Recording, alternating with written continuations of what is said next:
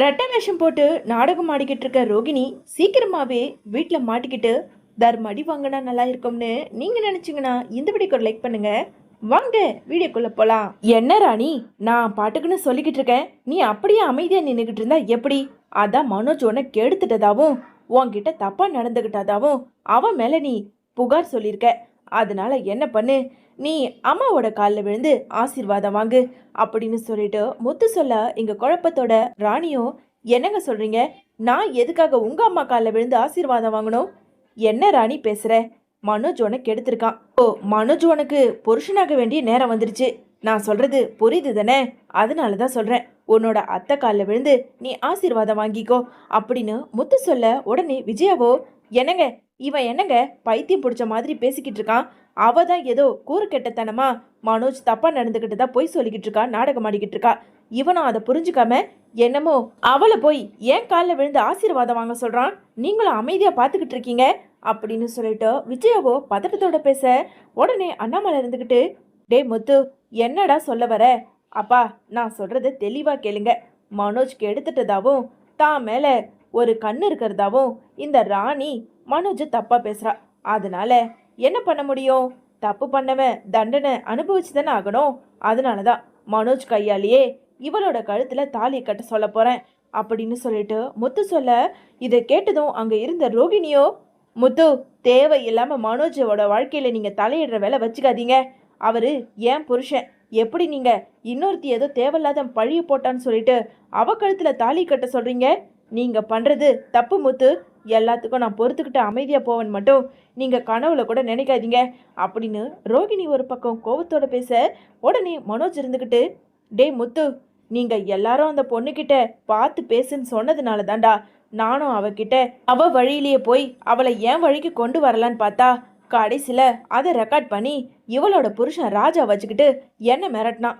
அப்படியும் மீறி இந்த என் ஃப்ரெண்டு இருக்கானே இந்த சந்தோஷ், இவன் பேச்சு கேட்டு அவங்க வீட்டில் தப்பாக நடந்துக்க போனேன்.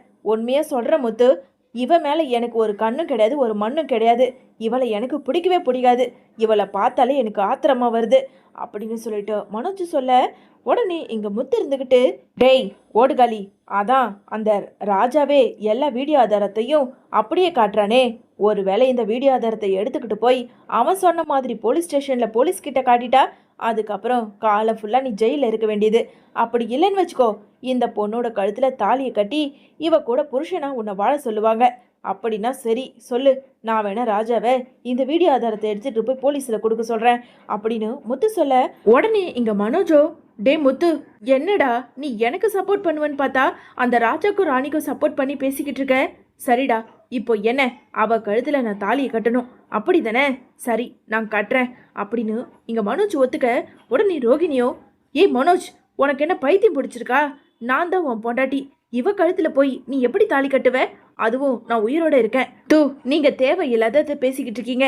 ஏ ராணி, நீ என்னதான் நினைச்சுக்கிட்டு இருக்க? என் மனோஜ் அப்படிப்பட்டவர் கிடையவே கிடையாது. உன்கிட்ட அவர் தப்பாவே நடந்திருக்க மாட்டாரு அப்படின்னு இங்க ரோகிணி கதறி கத்திக்கிட்டு இருக்க. இன்னொரு பக்கம் இங்க முத்து, டே மனோஜ், நான் சொன்ன மாதிரி நீ இப்பவே இவ கழுத்துல தாலி கட்டு, இந்த தாலி அப்படின்னு சொல்லிட்டு இங்க முத்து தாலியை மனோஜ் கிட்ட கொடுக்க. இன்னொரு பக்கம் அண்ணாமலையோ, முத்து, என்னப்பா, எதுவா இருந்தாலும் தீர விசாரிச்சுட்டு அதுக்கப்புறமா பேசுவோம். அப்பா, இதுக்கு மேலே தீர விசாரிக்கிறதுக்கு எதுவுமே கிடையாதுப்பா. அதான் அந்த ராணியோட புருஷன் ராஜாவே அமைதியாக இருக்கானே, அப்புறம் என்ன? மனோஜ், போய் தாலியை கட்டு அப்படின்னு சொல்லிட்டு எங்க மனோஜை தாலியை கட்ட சொல்ல மனோஜோ அந்த தாலியை எடுத்துக்கிட்டு போய் ராணியோட கழுத்துல கட்ட போக உடனே அங்க ராணி இருந்துக்கிட்டு, ஏய் மனோஜ், என்ன பண்ற? முத்து சொல்றாருன்னு சொல்லிட்டு என் கழுத்திலேயே நீ தாலி கட்ட வர? ஒழுங்கு மரியாதையா இந்த தாலியை எடு அப்படின்னு சொல்லிட்டு எங்க ராணி கோபத்தோட மனோஜ் கட்ட போன தாலியை தட்டி விட உடனே பக்கத்துல இருந்த ராஜாவை ஓங்கி பலார்னு ராணி ஒரு அறை கொடுக்குறாங்க. டேய், உன்னை நம்பி உன் பொண்டாட்டியா நான் இருக்கேன், இவன் எனக்கு தாலியை கட்ட வரான், நீ என்னமோ வேடிக்கை பார்த்துக்கிட்டு அப்படியே மங்குனி மாதிரி நின்றுக்கிட்டு இருக்க. உனக்கு கொஞ்சமாவது அறிவு இருக்கா? இவங்களை எப்படியாவது பிளாக்மெயில் பண்ணி இவங்க கிட்ட இருந்து ஏதாவது ஃப்ரிட்ஜு ஏசின்னு வாங்கிட்டு போகலான்னு சொல்லிட்டு ஒரு திட்டம் போட்டா இவன் என் கழுத்தில் தாலி கட்ட வரான், நீயும் அமைதியாக இருக்க அப்படின்னு சொல்லிட்டு எங்கள் ராஜாவை பார்த்து ராணி பேச உடனே முத்து இருந்துக்கிட்டு, அடி சக்க, இந்த உண்மை உன் வாயால் வெளியே வரணும்னு சொல்லிட்டு தான் நானா இந்த மாதிரி மனோஜ் கிட்ட தாலியை கொடுத்து உன் கழுத்துல தாலியை கட்ட சொன்னேன். சொல்லு, இப்ப சொல்லு, மனோஜ் உன்கிட்ட தப்பா நடந்துக்க பார்த்தானா அப்படின்னு சொல்லிட்டு முத்து கேட்க, உடனே ராணியோ, ஐயோ இல்ல முத்து, அப்படியெல்லாம் இவர் என்கிட்ட நடந்துக்கல. கொஞ்ச நாளைக்கு முன்னாடி இவங்களோட ஷோரூம்ல 3 லட்சம் ரூபாய் பணம் காணோம்னு சொல்லிட்டு என் மேலையும் என் புருஷன் மேலையும் இந்த ரோகிணியும் மனோஜும் பழிய போட்டு அந்த கடையை விட்டு துரத்துனாங்க. அதனாலதான் இவங்கள வச்சு கேம் விளையாடுறதுக்காக ஒரு வக்கீல நாங்களே ஏற்பாடு பண்ணி அவரை கையோட ஷோரூமுக்கு கூட்டிட்டு வந்து எங்களுக்கு தேவையான பணத்தையும் பொருளையும் அப்பப்ப கேட்டு வாங்கிட்டு போவோம். அந்த நேரமா பார்த்துதான் இந்த மனோஜ் என்கிட்ட தப்பா நடந்துக்கிற மாதிரி பேச்சுவார்த்தை கொடுத்தாரு. அப்போ என் புருஷனும் அதை ரெக்கார்ட் பண்ணி வச்சுக்கிட்டு இது இன்னும் எங்களுக்கு எவிடன்ஸ் மாதிரி நாங்க பயன்படுத்திக்கிட்டோம். அந்த நேரமா பார்த்துதான் வீட்டுக்கு மனோஜ் என்கிட்ட வந்து தப்பா நடந்துக்க பார்த்தாரு. மற்றபடி நாங்க எதுவும் பண்ணல சார். மனோஜ் மேல எந்த தப்பும் இல்லை, எங்களை விட்டுடுங்க சார், நாங்க போறோம் அப்படின்னு ராணி பேச, உடனே ரோகிணியோ, ஏய் ராணி, இப்போ எல்லா உண்மையும் வெளியே வந்துடுச்சுல, முதல்ல இந்த வீட்டை விட்டு வெளியே போ அப்படின்னு சொல்லிட்டு ரோகிணி சொல்ல, உடனே முத்து இருந்துகிட்டு, பார்லரம்மா ஒரு நிமிஷம், இப்போ எதுக்காக ராஜாவையும் ராணியையும் வீட்டை விட்டு அனுப்பணும்? சொல்ல போனா அவங்க 2 பேர் மேலையும் எந்த தப்பும் கிடையாது அப்படின்னு முத்து சொல்ல, உடனே விஜயா இருந்துகிட்டு, டேய் முத்து, என்ன நினைச்சுக்கிட்டு இருக்க? இவ்வளோ ஃப்ராடுத்தனம் பண்ணிக்கிட்டு கடைசியில இவங்க மேல தப்பு இல்லாத மாதிரி பேசிக்கிட்டு இருக்க. என்ன நீயா திட்டம் போட்டு எல்லாத்தையும் பண்ணிக்கிட்டு இருக்கியா அப்படின்னு விஜயா சொல்லிக்கிட்டு இருக்க. உடனே முத்து இருந்துகிட்டு, அதென்ன பார்த்தேன், என் மேல ஏதாவது குறை சொல்றதுக்கு உங்களுக்கு தூக்கமே வராம இருக்குமே. இப்போ சொல்றேன் கேளுங்க. ஆமா, இவங்க இந்த மாதிரி நடந்துக்கிறதுக்கு முக்கியமான காரணமே மனோஜ் தான். யாரு திருடினதுன்னு தெரியாம இவங்க மேல தேவையில்லாத பழிய போட்டா பின்ன இவங்க என்ன பண்ணுவாங்க? இப்படி தானே பண்ணுவாங்க. அவங்க திரும்ப பதிலடி கொடுக்கணுங்கிறதுக்காக தான் இப்படியெல்லாம் நடந்துக்கிட்டாங்க. அதனால அந்த 3 லட்சம் ரூபாய் பணம் எப்படி போச்சுன்னு நமக்கு தெரிஞ்சாகணும். அப்படி தெரிஞ்சாதான் இந்த ராஜாவையும் ராணியையும் வீட்டை விட்டு அனுப்ப முடியும். என்ன மனோஜ், நான் சொல்றது சரிதானே அப்படின்னு மனோஜை பார்த்து கேட்க, உடனே மனோஜ் இருந்துக்கிட்டு, டேய் முத்து, அதான் நானே சொன்னேன்ல, சுத்தி எந்த சிசிடிவி கேமராவும் ஒர்க் ஆகலடா. அப்போ எப்படி பணத்தை எடுத்தாங்கன்னு எனக்கு என்னடா தெரியும்? அப்போ நீ பணத்தை யார் எடுத்ததுன்னே தெரியாம ராஜா மேலேயும் ராணி மேலேயும் பழிய போட்டா இவங்க இப்படி தாண்டா பண்ணுவாங்க. அதுக்கு தான் சொல்றேன், போலீஸ் ஸ்டேஷன்ல போய் கம்ப்ளைண்ட் கொடுப்போம். அந்த 3 லட்சம் ரூபாய் பணம் யார் எடுத்ததுன்னு அவங்க கண்டுபிடிக்கட்டும். முத்து, என்ன பேசுறீங்க? ஏற்கனவே ராஜாவையும் ராணியையும் கூட்டிட்டு வந்து மனோஜை அசிங்கப்படுத்திட்டீங்க. இப்போ மறுபடியும் போலீஸ் ஸ்டேஷன்ல போய் கம்ப்ளைண்ட் கொடுத்து எங்க ஷோரூமையும் எங்களையும் அசிங்கப்படுத்தி கேவலப்படுத்தி பார்க்க போறீங்களா? அதுக்காக தான் இப்போ போலீஸ் ஸ்டேஷனுக்கு போக சொல்றீங்களா? இப்போ என்ன, அந்த 3 லட்சம் ரூபாய் தொலைஞ்சு போனது போனதாவே இருக்கட்டும், தேவையில்லாத போலீஸ் ஸ்டேஷன் அது இதுன்னு போகவே வேண்டாம் அப்படின்னு ரோகிணி சொல்ல, உடனே இங்க ஸ்ருதி இருந்துகிட்டு, என்ன ரோகிணி, என்ன பேசுறீங்க? இவ்வளோ பிரச்சனை நடக்கிறதுக்கு காரணமே அந்த 3 லட்சம் ரூபாய் பணம் காணாம போனதுதான். முத்து சொன்ன மாதிரி அந்த பணத்தை கண்டுபிடிச்சாதான் இதுக்கு ஒரு தீர்வு வரும். அதனால முத்து சொன்ன மாதிரி அந்த பிரச்சனைக்கு காரணம் யாரு என்னன்னு தெரிஞ்சுதான் ஆகணும். முத்து, நீங்க சொல்றது சரிதான், இப்பவே போய் போலீஸ் ஸ்டேஷன்ல கம்ப்ளைண்ட் கொடுங்க அப்படின்னு ஸ்ருதி சொல்ல, அங்க ரவி, மீனா, மனோஜ்னு எல்லாருமே பணத்தை யாருதான் எடுத்தாங்கன்னு கண்டுபிடிச்சு ஆகணும் அப்படின்னு அங்க எல்லாருமே ஒரு முடிவு வர, உடனே அங்க இருந்த மனோஜை அழைச்சுக்கிட்டு முத்து நேரா போலீஸ் ஸ்டேஷனுக்கு போறாரு. முத்து, ராஜா, ராணி, மனோஜ்னு எல்லாருமே கிளம்பி போலீஸ் ஸ்டேஷன் போக, இன்னொரு பக்கம் இங்க ரோகிணியோ, ஐயோ கடவுளே, இந்த முத்து சும்மாவே இருக்க மாட்டான் போல இருக்கு. இப்போ அந்த பணத்தை திருடுனது நான் தானு தெரிஞ்சிடுச்சுன்னா கண்டிப்பா நாம மாட்டிப்போம். அதுக்கு ஒரே வழி, எப்படியாவது 3 லட்சம் ரூபாவை யார்கிட்டையாவது கடனா கேட்டு எடுத்துக்கிட்டு போய் அந்த ரூம்லயே அந்த பெட்டிலேயே வச்சிடணும். அப்படி இல்லைன்னா கண்டிப்பா உண்மை தெரிஞ்சிடும். அதுக்கப்புறம் ஆன்ட்டிலேருந்து எல்லாருமே நம்மளை வெறுத்து இந்த வீட்டை விட்டு அனுப்பிடுவாங்க.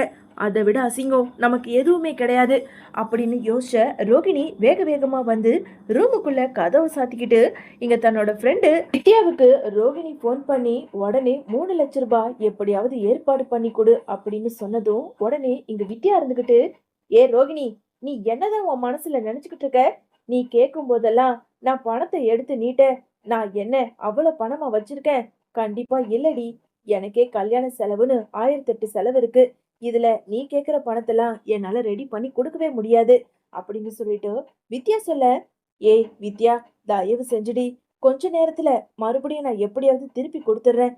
எனக்கு உடனே 3 லட்சம் ரூபாய் வந்தே ஆகணுடி. அது மட்டும் இல்ல, நீ கல்யாணம் பண்ணிக்க போறல, அவர்கிட்ட கேட்டு கூட குடுடி அப்படின்னு சொல்லிட்டு ரோகிணி சொல்ல, ஏய் ரோகிணி, நான் எத்தனையோ தடவை சொல்லிட்டேன். அவர்கிட்டலாம் நான் பணத்தை கேட்க மாட்டேன். முருகன் என்ன தப்பா நினைச்சுப்பாரு. கல்யாணம் ஆகறதுக்கு முன்னாடியே கை நீட்டி காசு வாங்குறது தப்பு. முதல்ல நீ போனை வை அப்படின்னு சொல்லிட்டு எங்க வித்யாவோ போனை வச்சிடுறாங்க. பணத்துக்கு என்ன பண்றதுன்னு தெரியாம மகேஸ்வரிக்கு ஃபோன் பண்ண, மகேஸ்வரியுமே பணம் இல்லைங்கிற மாதிரி சொல்ல, இங்க அப்படியே பதட்டத்தோடவே ரோகிணி ரூமுக்குள்ள உட்காந்து யோசிக்க ஆரம்பிக்கிறாங்க. இன்னொரு பக்கம் முத்துவும் மனோஜும் போலீஸ் ஸ்டேஷன்ல போய் கம்ப்ளைண்ட் கொடுக்க, இன்ஸ்பெக்டரோட இங்க மனோஜும் முத்துவும் ராஜா ராணியை அழைச்சுக்கிட்டு நேரா ஷோரூமுக்கு போறாங்க. வந்த இன்ஸ்பெக்டர் இங்க ராணி கிட்ட, சொல்லுமா, அன்னைக்கு என்ன நடந்தது? பணம் காணாம போன அன்னைக்கு நீ எங்க இருந்த? எதுக்காக ஓ மேல அவங்க 2 பேரும் பழிய போட்டு பேசணும் அப்படின்னு சொல்லிட்டு இன்ஸ்பெக்டர் பேச, சார் தெரியல சார், அன்னைக்கு பணம் காணாத போன முன்னாடி நாள் தான் எல்லாருமே நாங்க கடையில உக்காந்துக்கிட்டு இருந்தோம். அப்போதான் ரோகிணி அக்கா என்கிட்ட வந்து எனக்கு ஒரு காஃபி வாங்கிட்டு வா, ரொம்ப தலை வலிக்குதுன்னு சொன்னாங்க. சரின்னு சொல்லிட்டு நானும் காஃபி வாங்கறதுக்காக போயிட்டேன். அந்த நேரத்துல ஷோரூம்ல யாருமே கிடையாது.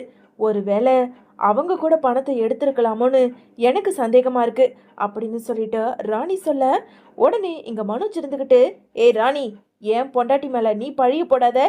அவ இந்த கடை ஓனர், அவளை எப்படி திருட்டுத்தனமா பணத்தை திருட முடியும் அப்படின்னு சொல்லிட்டு மனோஜ் ரோகிணிக்கு சப்போர்ட் பண்ண, உடனே முத்து இருந்துகிட்டு, டேய் ஓடுகாலி, வாய மூடு. எனக்கு என்னமோ ராணி சொல்றது தான் சரின்னு படுது. ஒருவேளை அந்த பார்லர் அம்மா கூட பணத்தை திருடி இருக்கலாம்ல. எதுக்காக ஷோரூம்ல யாருமே இல்லாத நேரத்துக்கு தனியா இருக்கணும்? அதுவும் ராணி கிட்ட காஃபி வாங்கிட்டு வர சொல்லி அந்த நேரத்துல எதுக்கு அனுப்பணும்? இதுல ஏதோ ஒரு இடத்துல இடிக்குது. சார், நீங்க தான் சார் உண்மையை கண்டுபிடிக்கணும் அப்படின்னு சொல்லிட்டு இன்ஸ்பெக்டர் கிட்ட முத்து சொல்ல, உடனே இங்க ராஜாவையும் ராணியையும் விசாரிச்சுட்டு சிசிடிவி கேமராவை செக் பண்ண ஆரம்பிக்கிறாங்க. யோ, இத்தனை சிசிடிவி கேமரா இருக்கு, இதுல அந்த சிசிடிவி கேமரா மட்டும் எப்படி மிஸ் ஆச்சு அப்படின்னு சொல்லிட்டு இன்ஸ்பெக்டர் கேட்க, சார் அதுதான் சார் எனக்கே தெரியல. நானுமே பணம் காணாமல் போன அன்னைக்கு எல்லாத்தையும் செக் பண்ணி பார்த்தேன். ஆனால் அந்த குறிப்பிட்ட ரூம்குள்ளே போகிற சிசிடிவி கேமரா மட்டும் இல்லை அப்படின்னு மனோஜ் சொல்ல, உடனே இன்ஸ்பெக்டர் இருந்துக்கிட்டு, யோ என்னையா கடை ஓனர்னு சொல்லிக்கிட்டு இருக்க, இதுலேயே உனக்கு சந்தேகம் வர வேண்டாவா? யாரோ திருட்டுத்தனமாக சிசிடிவி கேமரா எல்லாத்தையும் ஆஃப் பண்ணிட்டு தான் அந்த ரூமுக்குள்ளே போய் பணத்தை திருட பார்த்துருக்காங்க. ஸோ வெளியே இருக்க சிசிடிவி கேமரா ஒர்க் ஆகுது. ஒருவேளை அந்த ரூமுக்குள்ளே இருக்க சிசிடிவி கேமரா ஒர்க் ஆகாமல் இருக்கலாம்ல. அதனால வெளியே இருக்க சிசிடிவி கேமராவை நீ எனக்கு போட்டு காட்டு, அந்த டேட்டில் இருக்க கேமராவை மட்டும் போட்டு காட்டு அப்படின்னு இன்ஸ்பெக்டர் சொல்ல, இதுக்கு தான் போலீஸ் ஸ்டேஷனில் போய் கம்ப்ளைண்ட் கொடுக்க சொன்னேன். பாரு சார் என்ன மாதிரி விசாரிக்கிறாரு. மனோஜ் சார் கேட்குற மாதிரி கரெக்டாக அந்த ரூமுக்கு வெளியே இருக்க சிசிடிவி ஃபுட்டேஜை போட்டு காட்டு அப்படின்னு முத்து சொல்ல, மனோஜோ அந்த சிசிடிவி கேமராவை போட்டு காட்டுறாரு. மனோஜ், ஆமாம் இந்த பொண்ணு யாரு? எதுக்காக இந்த பொண்ணு அந்த பணம் இருக்க ரூமுக்குள்ளே போகணும் அப்படின்னு சொல்லிட்டு இங்கே போலீஸ் கேட்க, சார் இவ தான் சார் என்னோட ஒய்ஃப் ரோகிணி. இவ ஏதாவது வேலையா உள்ளே போயிருக்கலாம்ல. யோ, உன் பொண்டாட்டி தாயா பணத்தையே திருடி இருக்கிறது அப்படின்னு இன்ஸ்பெக்டர் சொன்னதும் உடனே மனோஜோ, சார் என்ன சார் சொல்கிறீங்க? ஏன் ரோகிணி அப்படியெல்லாம் பண்ணுறாலே கிடையாது. அவ இந்த ஷோரூமோட ஓனர். அப்படி இருக்கும்போது எப்படி சார்? நீங்கள் கொஞ்சம் தெளிவாக பாருங்க சார் அப்படின்னு மனோஜ் சொல்ல, யோ நாங்கள் எல்லாம் தெளிவாக தான் பார்த்துட்டோம். இந்த திருடிங்கிறதே உன் பொண்டாட்டி தான். முதல்ல உன் பொண்டாட்டி இங்கே கூட்டிகிட்டு வா, விசாரிக்கணும். ஆறு எல்லா சிசிடிவி கேமராவும் ஃபுல்லாக ஒர்க்கில் இருக்குது. ஆனால் அந்த ரூமுக்குள்ளே போனதுக்கப்புறம் அந்த சிசிடிவி கேமரா மட்டும் பர்டிகுலராக ஒர்க் இல்லை. ஸோ உன் பொண்டாட்டி தான் அக்யூஸ்டு. முதல்ல உன் பொண்டாட்டி இங்கே கூட்டிகிட்டு வா அப்படின்னு சொல்லிட்டு இன்ஸ்பெக்டர் சொல்ல, உடனே ராணி இருந்துக்கிட்டு, பார்த்தீங்களாண்ணா, பாருங்க, நீங்களே பாருங்க, அந்த ரோகிணி அக்காவே பணத்தை திருடிட்டு எங்கள் 2 பேர் மேலே பழிய போட்டாங்க. அதனால தானே நாங்கள் இப்படியெல்லாம் பண்ணிட்டோம். எங்களை விட்டுடுங்கண்ணே, இனிமே இந்த கடை பக்கம் நாங்கள் வரவே மாட்டோம் அப்படின்னு சொல்லிட்டு ராஜாவும் ராணியும் சொல்ல, உடனே முத்துவும் இங்க மனோஜை பார்த்து, என்ன மனோஜ், உன் பொண்டாட்டி பார்லரம்மா எந்த தப்பும் பண்ணாது, ரொம்ப நல்லவன் சொன்ன, கடைசியில பாத்தியா பணத்தை திருநதே உன் பொண்டாட்டி தான். இன்னைக்கு இருக்கு அந்த பார்லர் அம்மாவுக்கு. சார், இந்த ராஜா ராணி மேல எந்த தப்பும் இல்லை சார். முதல்ல இவன் பொண்டாட்டி பார்லர் அம்மாவை பிடிச்சா எல்லா உண்மையும் வரும். நான் கிளம்புறேன் சார். ரொம்ப நன்றி சார் உண்மையை கண்டுபிடிச்சு கொடுத்ததுக்கு அப்படின்னு முத்து இன்ஸ்பெக்டர் கிட்ட பேசிக்கிட்டு இருக்க, இங்க தன்னையே தன்னோட பொண்டாட்டி ஏமாத்திட்டாலே கண்டிப்பா சும்மாவே விடக்கூடாது அப்படின்னு வந்த கோவத்துக்கு மனோஜோ நேரா வீட்டுக்கு வராரு.